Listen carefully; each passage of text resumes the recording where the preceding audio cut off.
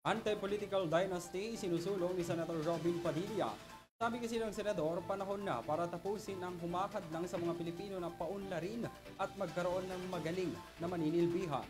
Si Don Dumaraos magbabalita.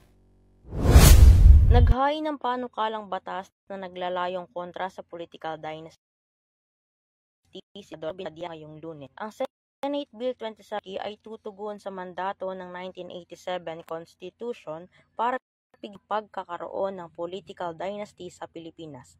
Base sa datos na nagpapakita ng pagtaas ng bilang na dumaraming gobernador na may kamag-anak na nakaupo sa pwesto at umabot ito sa 41% hanggang 80% mula 1988 hanggang 2019, ani pa niya. Giit pa niya, panahon na para tapusin ang humahadlang sa mga Pilipino na paunlarin at magkaroon ng magaling na maninilbihan.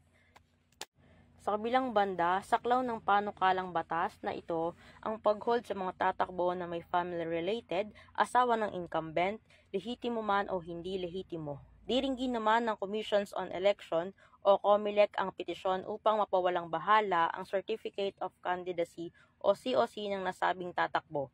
Gayunpaman, kung hindi agad maresolba ng COMELEC ang petisyon, maaaring ma-disqualified o di makaupo sa pwesto ang nasabing kandidato.